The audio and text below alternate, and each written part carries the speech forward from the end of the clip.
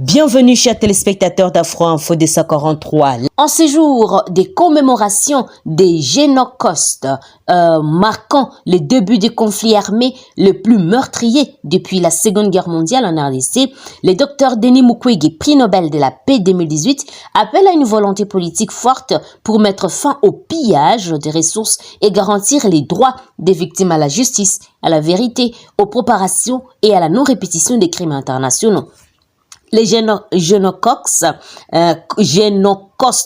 qui tire son nom de la contraction des génocides et symbolise les crimes commis depuis les décennies en RDC pour des gains économiques. Dans un communiqué, Denis Mukwege rappelle que c'est le 2 août 1998 que le Rwanda et le supplétif des rassemblements congolais pour la démocratie RCD avaient envahi le territoire congolais, déclenchant un conflit le plus meurtrier de l'histoire récente. À cette occasion, le docteur Mukwege souligne l'urgence de mettre fin à l'extraction illicite et au commerce illégal des ressources minières en RDC, pratique qui alimente l'instabilité politique et la récurrence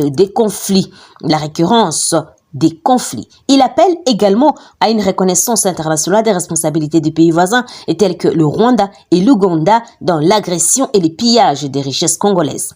Le droit et la justice internationale doivent s'appliquer partout de la même manière. Toutes les échelles des responsabilités au niveau national, régional, internationales doivent être établies et le Rwanda et l'Ouganda sont dans l'obligation de rendre les comptes pour leur agression récidiviste et sur leur rôle de premier plan dans le pillage et la commission des crimes le plus grave en RDC, dit-il.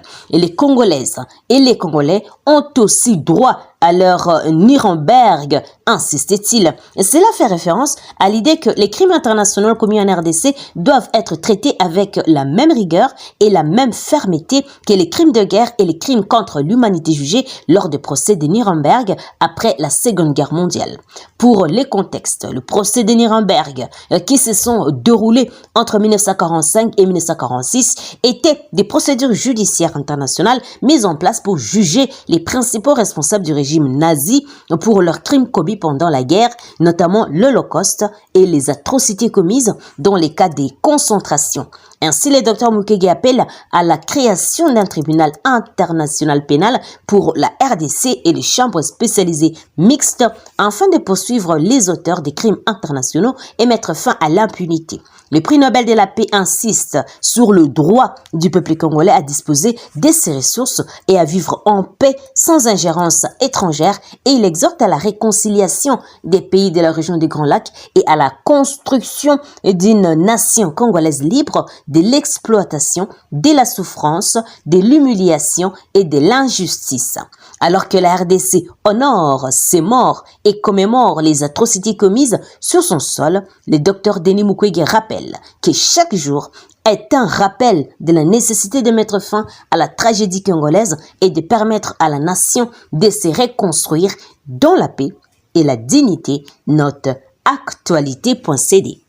La chef de la mission de l'Organisation des Nations Unies pour la stabilisation en RDC, Madame Bintou Keïta, a achevé sa tournée de consultation dans l'est du pays sur le processus de transition conjoint entre les gouvernements et la MONUSCO. Au cours de cette mission d'une semaine, Madame Keïta s'est entretenue avec les gouvernements provinciaux, les différentes communautés, afin de discuter des mesures prioritaires nécessaires pour une transition fluide mais accélérée.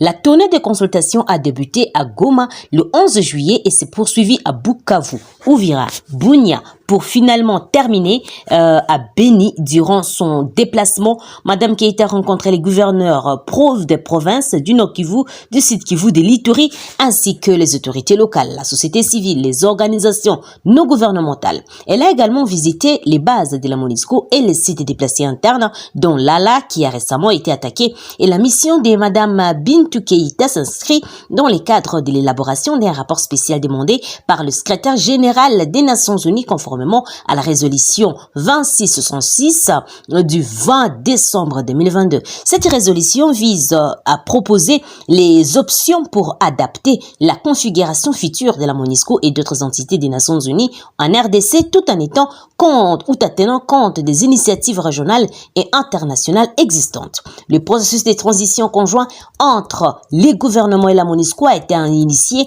en septembre 2021 et accéléré suite à la demande du président Tshisekedi Antoine Tshilombo de voir la MONUSCO se retirer après les élections de décembre 2023. La MONUSCO a déjà réduit son champ d'opération à 3 provinces sur les 6 précédentes. Dans les 13 territoires prioritaires identifiés par la mission, la situation sécuritaire reste préoccupante, nécessitant une attention soutenue de la part des forces de sécurité nationale et les troupes de la MONUSCO.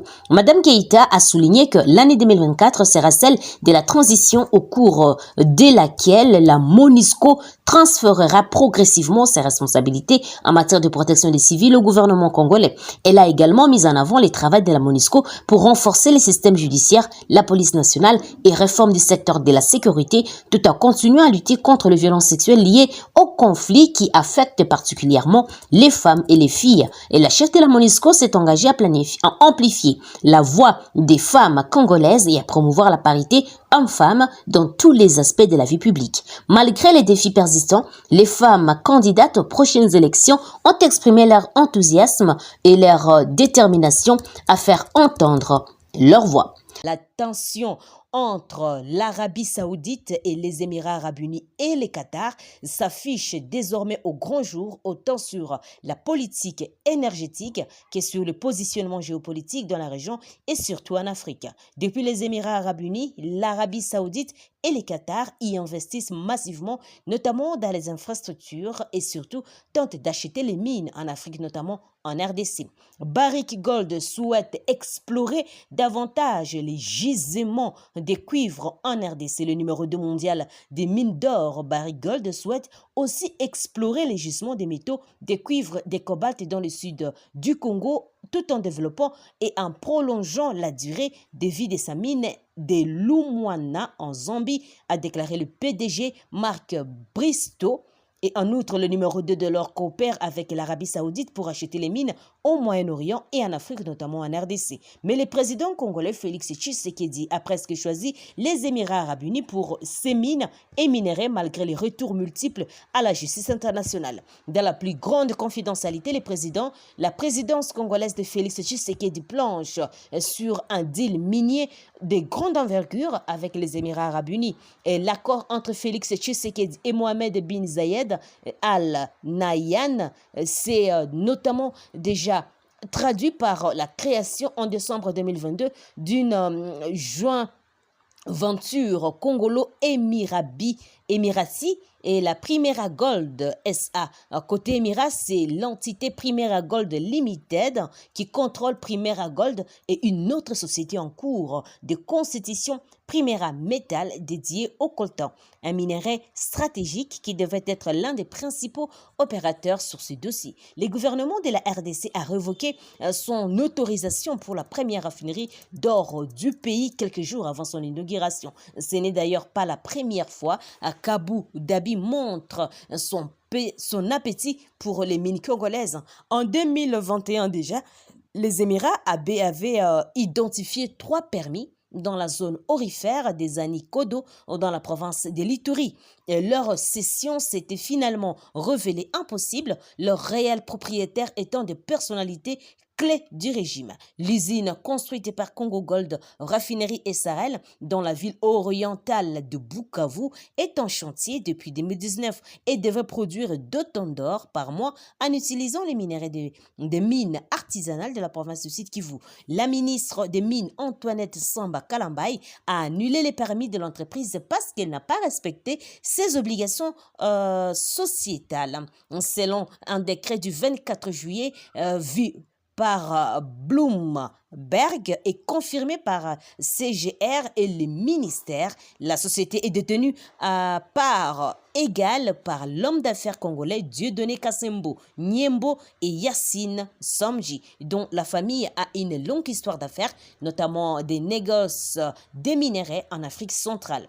La décision coïncide avec l'expansion d'une entreprise aurifère distincte au Sud Kivu entre le gouvernement congolais et Primera Group Ltd, basé à Abu Dhabi et qui a commencé à fonctionner en janvier. Et Primera Gold DRC SA a expédié 2 tonnes d'or extraits à la main au cours du premier semestre de l'année en cours, a annoncé la société. Et il vise à terme à exporter jusqu'à 36 tonnes par an et sa production est envoyée aux Émirats Arabes Unis pour y être raffinée. Notre Congo virtuel. Chers téléspectateurs, merci à vous de nous avoir suivis jusqu'à la fin.